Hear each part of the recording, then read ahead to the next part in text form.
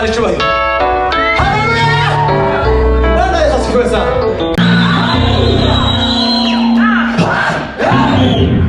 Sikizeni kizazi. Mungu anaishi. Muri Amerika iwacu ni mwisi. Muri Canada ni mwisi. Izo tukora zose turi mwisi. Bibiliya ivuga ngo uzayishure ko isi ishiranye no kwifuza kwayo. Ngo abayikunze mubimenye. Nta kintu cyiza kibaho uzokura mwisi. Nimushaka, niba ukiri kure irike, ugaruke wegere Umukiza. Yesu ateze amaboko arakunda udashinganye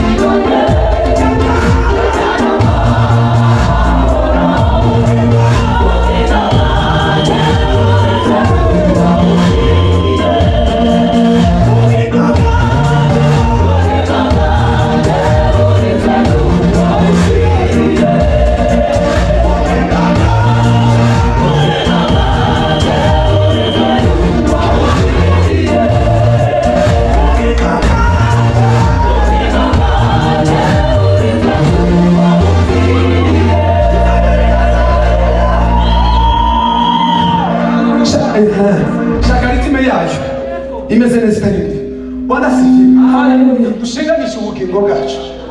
Timamona ku isi yameze amenyo. Timamona ku isi yasaze yakumusa. Izo bakorera igitangaza. Utuma yigeze gutukiriza wacu tugira ngo bino bihugu twaje. Ibihugu twashemo. Ngo nuhitamo kuba umunyabwenge. Nuhitamo kuba umuntu muzima ukomeye. Ngo bizogufasha kuba we cyane ibihugu. Ngo kandi nuhitamo kuba gito. Bizogufasha cyane kuba gito. Na mahitamo yawe. Bwana sifiwe. Amen. Na mahitamo yawe. Ifaranga twasanze hano ni n'abakaratasi. Ari n'abaziturusha bari muri Afrika. Ariko ifaranga zakanza abantu batwara. Tumodoka tubiri kamwe tungahe usanga nako ari na occasion. Bahungu bakobwa basore Yesu arabakeneye. Nuko Yesu akeneye kubakoresha. Nuko murabona abapaseri bagifite imbaraga zo gukora ibintu turi gukora. Twebwe tubikoresha. Bwana sifiwe. Amen. Nukuri muze, nukuri Yesu arabakunda. Ikintu cyose ushaka muri Yesu. Nabonye ifaranga muri Yesu, nabonye imicurero muri Yesu. Nta kintu kibaho ku isi y'ijuru nabuye muri Yesu. Bwana sifiwe. Si amafaranga. Ejo nzoyitira mu kazi k'abandi naje nyakorera. Si imodoka turazifite mu nzu ziraparitse. Uzi utabitwara. Nikisi. Namaze niki waburiye muri Yesu uje gushaka. Bwana sifiwe. Tugiye gukora igikorwa cy'ubuhanuzi dushinganisha ubuzima bwacu. Imana ihimbaza. Haleluya. Dushinganisha ubuzima bwacu. Uzenguruka ahantu cyangwa se ugerageza utera intambwe. Uvuye ko ubu ndashinganye ngendana amahoro. Ubugingo bwanje burinzwe n'uwagize gute. Ingaruka nzobaho. Ngira ubuhamya bukomeye. Kuko ndi muri Yesu ko murabona cento umusirimu ba sino bishobora. None se abari hanze niki waburi muri Yesu. Amafaranga n'umusirimu areke kudushuka mu izina watujane mu Yesu bwenge watujane mu bindi.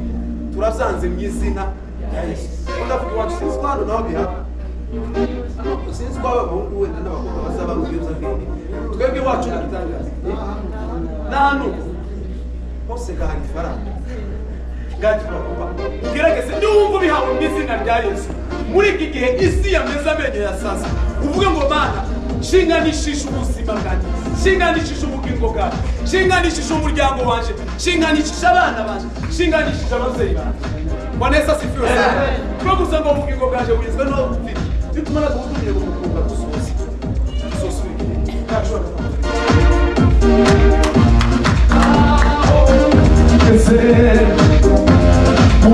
udashidikanya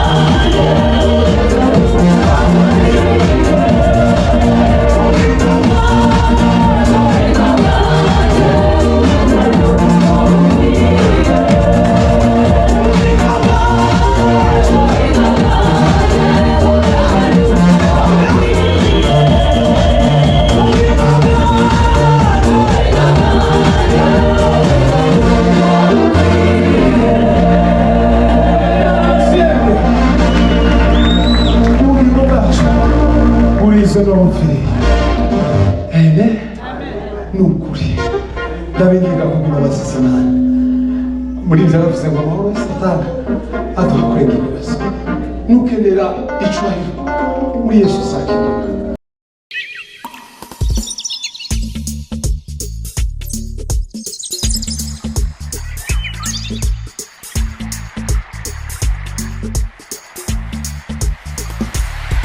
Mana mu bantu icyo gikorwa tugiye gukora uruhare rwawe kintu gitoya gusaba gusuye umugoroba utega amatwi wumve niwumva urakira. Bibiliya iravuga ngo kuzanwa no kumva kwizera kuzanwa no kumva. Icyo mbasaba n'umugoroba utega amatwi wumve numara kumva urakira kandi icyo wakira kirakugirira umumaro. Bwana asifiwe sana. Ndagira ngo umuntu ndamukira uzobe yegeranye mu cyimbo cyacu mbwire ngo wagize neza kuza. Imana igumugisha.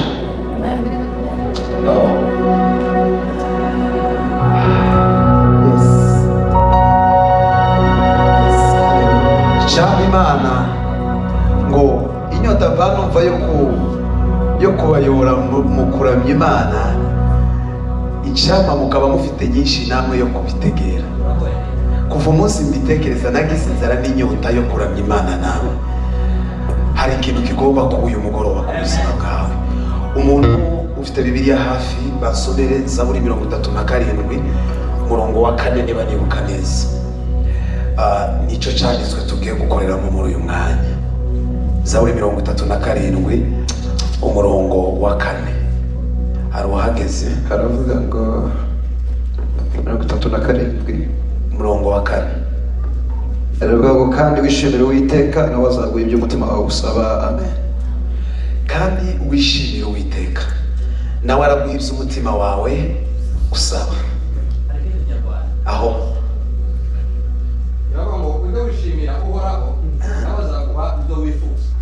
nawe azaguha ibyo wifuza. Bwana asifiwe. Twishimiye umugoroba, ndanezerewe kubabona. Murasa neza, mufite ibyishimo, murasa n'abategereje ikintu gikomeye kandi mugihabwe mu izina rya Yesu. Turatarama, si konseri wenda nk'izo mwagiye mubona. Turatarama, tugiye gutarama kabisa. Iri kanisa rimeze neza, rirasa neza. Wo kwicara hasi, wo uryama, wo kwambara isere, uko wogira kose nta kibazo umuntu ari buze kugira. Mwami Yesu, izina ryawe rihimbazwe. Yes, haleluya, haleluya. Turagushimiye ko ibirenge byacu bikandagiye kuri uyu musozi. Turagushimiye ko uyu munsi usohoye. Turagushimiye ko usohoje icyo wagambiriye. Ukore ubushake bwawe muri uyu mugoroba. Ukore ubushake bwawe muri iri joro. Ukore ubushake bwawe muri iri joro. Biragatsindwa ko ibi bizotwitirirwa. Byitirirwa izina ryawe. Icyubahiro gikomeze kuba icyawe. Icyubahiro gikomeze kuba icyawe. Izina rya Yesu. Amen. Amen. Hari icyanditswe kivuga ngo ubwo twatsindishirijwe no kwizera ngo dufite amahoro ku Mana. Abaroma ibice 5:1. Ubwo twatsindishirijwe no kwizera dufite amahoro ku Mana. Naho ngiye guhera ku musaraba. Ndaririmba iz'amakorari, iz'abahanzi ku giti cyabo, izo ku makaratasi, izo muri okovu, gushimisha, zose ndazikoraho. Nimukenera n'icyongereza, icyo ndazi ni Igifaransa. Icyongereza turakiririmba nacyo nimugikenera. Igiswahili cyo ni ngombwa, ariko Igifaransa aho ngaho ho kereka Patrick niwe wize mu Gifaransa niwe wozimenya. Ngaza muzamura volume ya piano tugire kuki. Hari indirimbo y'abarundi ivuga ngo nta kintu mfise no kwirata nta n'ikindi nzigera mbona. Inteko umuntu wese aba abise no kuramya Imana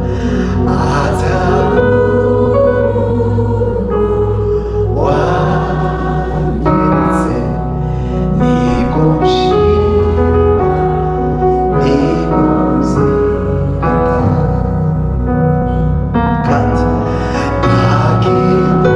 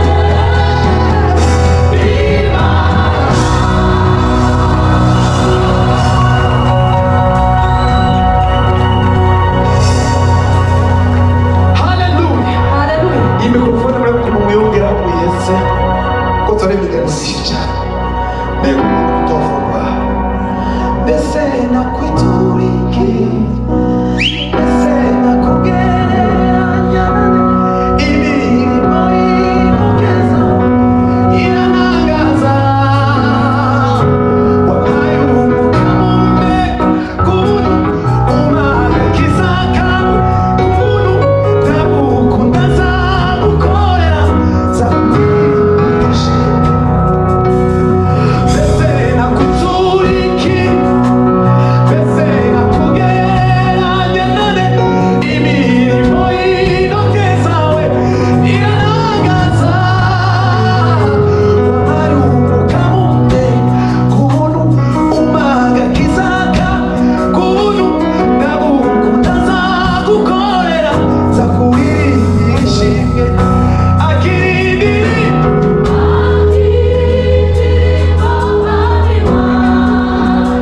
nikubere umubavu turacyari ku musaraba akira amashimwe akira amashimwe mwami wawe akubere umubavu kandi akira indirimbo indirimbo mwami wawe nikubere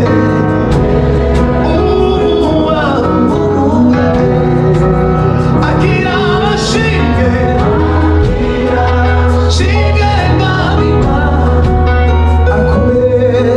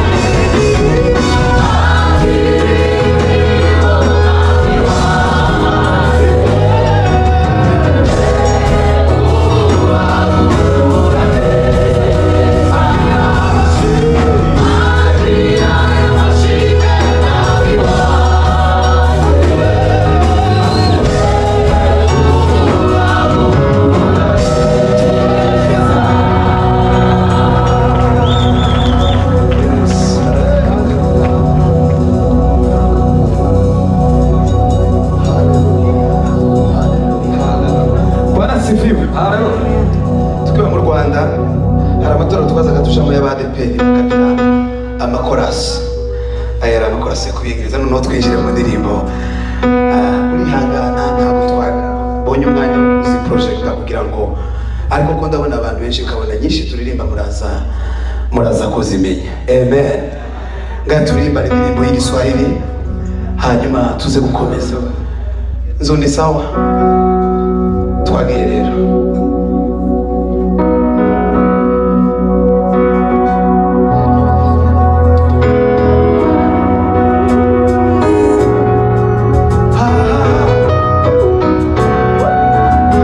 tuvuge ngo tabu zangu zikiisha nitamwona Bwana wangu.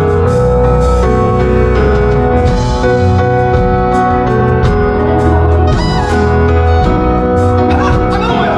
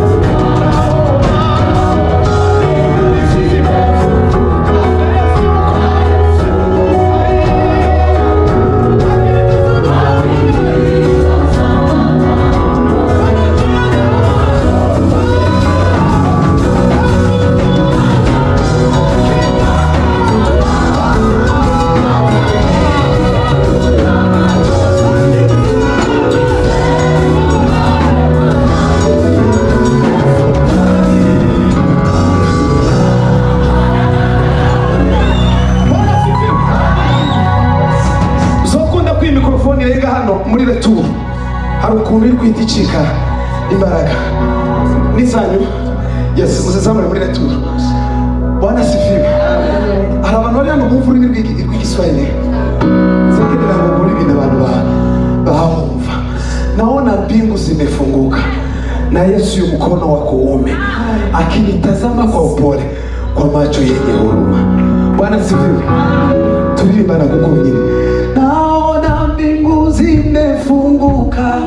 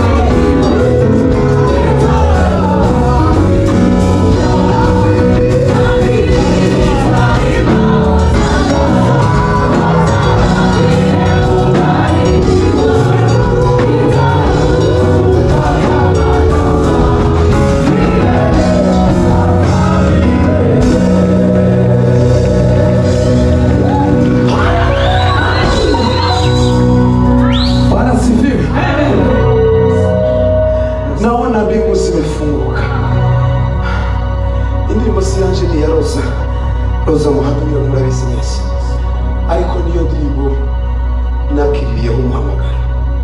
Umunsi mpamagarwa kuba umuririmbyi ni indirimbo nahamagariwe.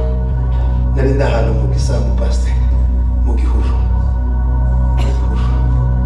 nari ahantu kure cyane, kuri hashoboka buno buzima bwo mu isi isa n'uwabuvuye mu muntu mukeya nagiye nko ku ruhande.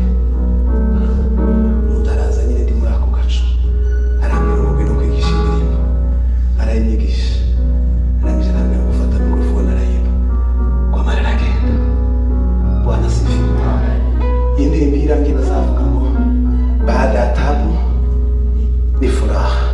Bwira umuntu ukwegereye nubwo we batazi igiswahili basi, mubwira ngo baada ya taabu ni furaha.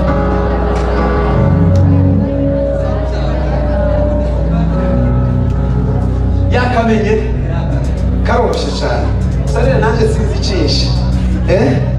Sinzicisha zico kurimba cyane, ariko ico kuvuga zicane zange naguramo makeya mu ndirimbo.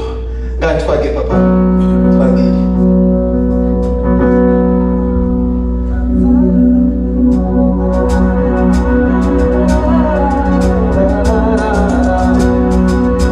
Hano muzangu washa kuzina. Ikanisa ni rinini cyane, rimeze neza cyane. Tuzinde tuzoza tumanuka tugera hamwe muzamuke. Tume tugere kuki. Ahasigaye duhimbaza Imana. Imana umugisha.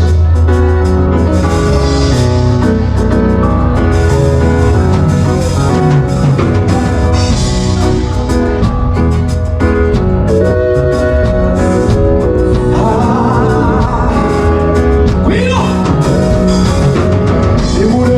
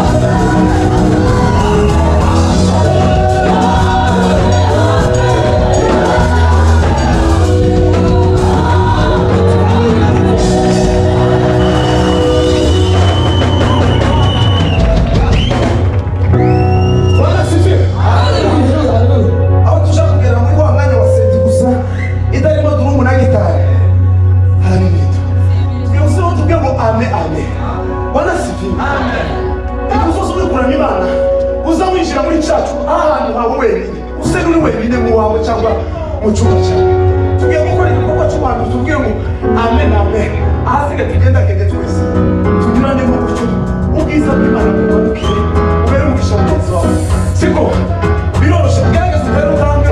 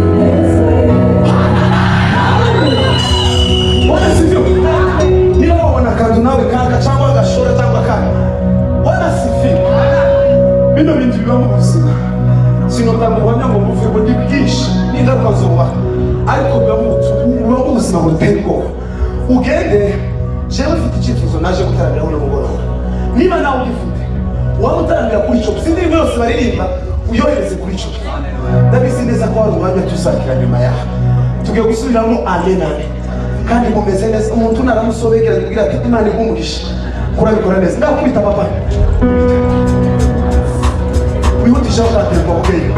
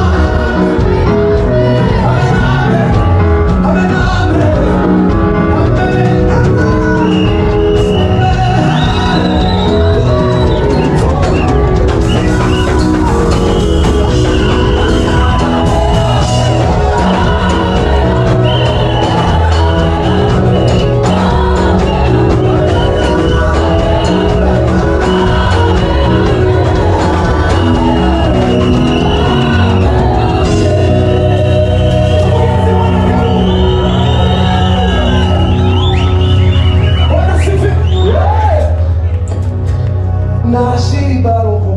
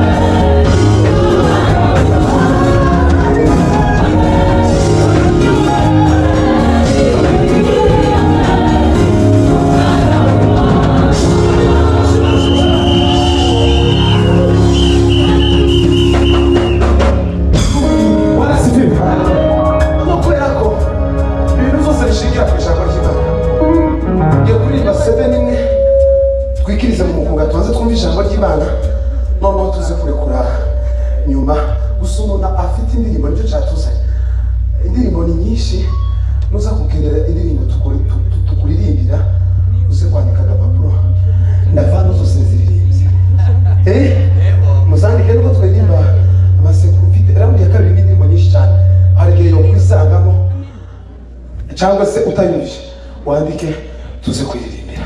Bwana sifiwe. Haleluya. Nzo wakwipira dukoresha piano. Dukomere bana bacuranza amashi. Mufite umugisha wo kugira abacuranzi muri muhana.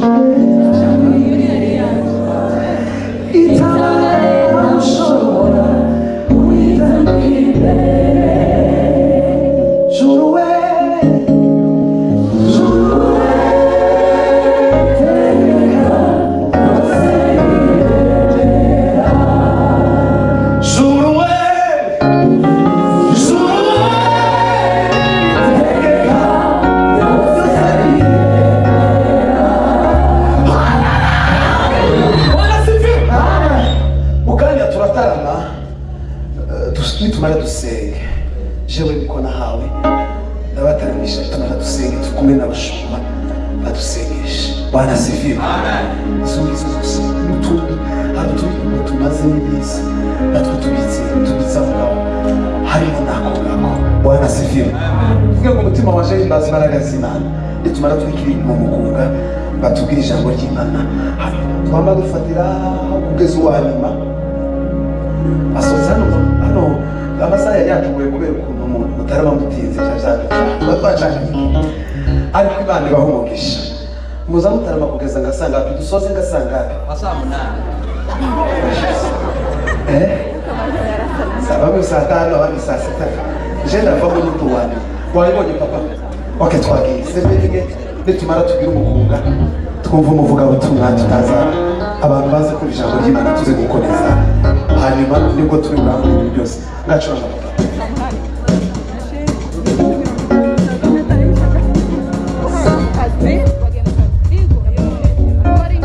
sebe muyungure yumvikane neza irimo ni nyinshi.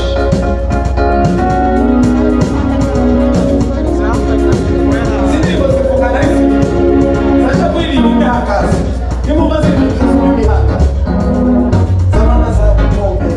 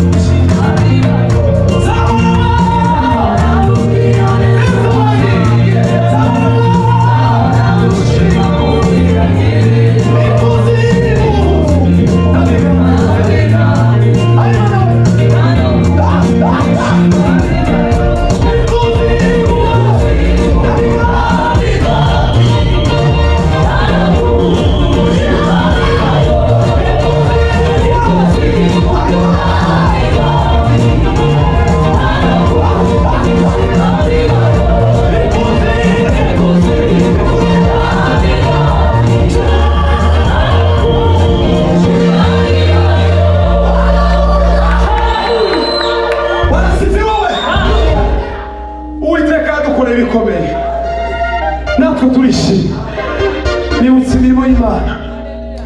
Haleluya. Umushumba yavuze ngo yanejejwe nuko yabonye urubyiruko. Nanje nanezerewe kubabona. Wanasifiwe. Imana yacu ndizihemuka. Nta kintu uzaburira mu Mana ngo ikibonere byiza. Tibikunda. Nta n'ikintu wakenera mu isi utobonera mu Mana. Cyiza. Wanasifiwe. Imana ishimwe. Haleluya. Haleluya. Haleluya. Rubyiruko. Yegera Imana. Isi yameze amenyo. Muzi umugabo waza bitabwerekana. Yaririmbye kandi ejo bundi karansetsa cyane. Mana agakiza gacu. Naona kama maono kumbe ndivyo ulivyo. Nilizani kama ndoto kumbe ndivyo ulivyo. Ndivyo ulivyo. Ndivyo ulivyo. Ndivyo ulivyo. Hakuna kupinga. Haleluya. Moyo wa nyama unaopondeka, moyo unaotulia na unyenyekevu. Mimi si kitu kwako, ni mtu. Mimi ni kama nani, uniinue, unifinyage Bwana kama upendavyo. Unifundishe Bwana wewe kama upendavyo. Uniondole majivuno, konesha kiburi. Utawale akili zangu, Bwana niongoze. Unifundishe roho yangu, habari za mbingu. Sikizani kizazi changu, Mungu anaishi. Sikizani kizazi changu, Mungu anaishi. Sikizani kizazi changu, Mungu anaishi.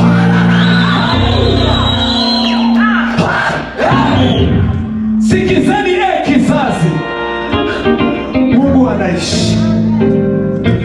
Muri Amerika iwacu ni mwisi, muri Canada ni mwisi, ibyo tukora byose turi mwisi. Bibiliya ivuga ngo muzahishura ngo isi ishiranye no kwifuza kwayo, ngo abayikuze mubimenye. Nta kintu cyiza kibaho uzokura mu isi. Nimushaka, niba ukiri kure irike, ugaruke wegere Mukiza. Yesu ateze amaboko arabakunda, udashiganye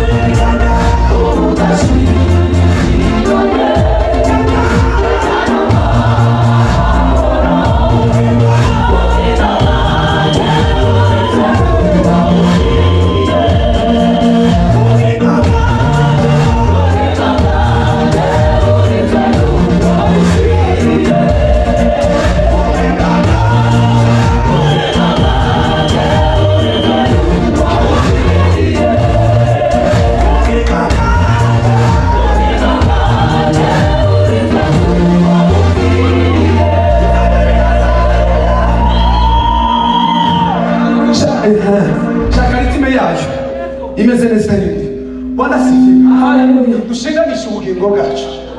Timamubona ko isi yameze amenyo, timamubona ko isi yasaze yahumuza. Izo bakorera igitangaza. Utuma yigeze kutubwiriza iwacu aratubwira ngo bino bihugu twashemo, ibihugu twashemo ngo nuhitamo kuba umunyabwenge, nuhitamo kuba umuntu muzima ukomeye, ngo bizogufasha kuba we cyane ibi bihugu. Ngo kandi nuhitamo kuba gito, bizogufasha cyane kuba gito. Ni amahitamo yawe. Bwana sifiwe. Amen. Ni amahitamo yawe. Ifaranga twasanze hano ni n'amakaratasi, hari n'abaziturusha bari muri Afurika, ariko ifaranga zakanze abantu batwara. Utumodoka tubiri kamwe tungahe, usanga nako ari na okasiyo. Bahungu, bakobwa, basore, Yesu arabakeneye. Nuko Yesu akeneye kubakoresha. None ko murabona abapasiteri bagifite imbaraga zo gukora ibintu turi gukora. Twebwe tubabyigisha. Bwana sifiwe. Nukuri muze, nukuri Yesu arabakunda. Ikintu cyose ushaka muri Yesu. Nabonye ifaranga muri Yesu, nabonye imicoro muri Yesu. Nta kintu kibaho ku isi y'ijuru nabuye muri Yesu. Bwana sifiwe. Si amafaranga. Ejo nzohitira mu kazi k'abandi naje nyakorera. Si imodoka turazifite mu nzu ziraparitse. Uzi utabitwara. Niki namaze niki waburiye muri Yesu uje gushaka hanze. Bwana sifiwe. Tugiye gukora igikorwa cy'ubuhanuzi dushinganisha ubuzima bwacu. Imana ihimbaza. Haleluya. Dushinganisha ubuzima bwacu. Uzenguruka ahantu cyangwa se ugerageza utera intambwe. Uvuye ko ubu ndashinganye ngendana amahoro. Ubugingo bwanje burinzwe n'uwagize gute. Ingaruka nzobaho. Ndi ubuhamya bukomeye. Kuko ndi muri Yesu, ko murabona shento umusirimu ba sino bishobora. None se abari hanze niki wo muri Yesu. Amafaranga n'ubuzima areke kudushuka mu izina rya Yesu. Watujane mu Yesu bwenge, watujane mu bindi. Turabyanze mu izina rya Yesu. Ndavuga wacu sinzi ko hano naho bihaba. Sinzi ko abahungu wenda n'abakobwa bazaba mu Yesu bwenge. Twebwe wacu n'igitangaza. Nahano hose gahanga ifaranga. Gati turakuba. Gerageze ndumva bihawe mu izina rya Yesu. Muri iki gihe isi yameze amenyo ya sasa. Uvuge ngo Mana, shinganishije ubuzima bwanjye, shinganishije ubugingo bwanjye, shinganishije umuryango wanje, shinganishije abana banje, shinganishije ababyeyi banje. Manesa sifiwe sana. Twe gusa ngo ubugingo bwanjye burizwe no gufite. Bitumara guhumira ubugingo bwadusoze. Tuzosubiye. Kachwa.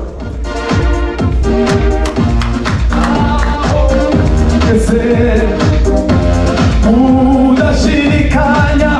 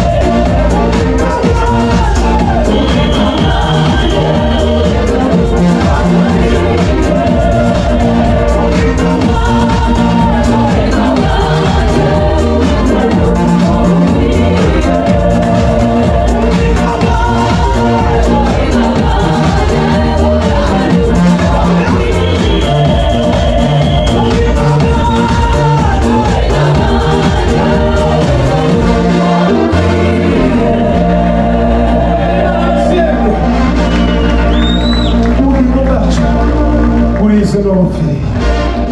Amen. Ni ukuri ndabinginga kuko imbabazi z'Imana muri ibyo yavuze ngo amahoro yose atanga aduha kurengera ibibazo nukenera icubahiro muri Yesu uzakenera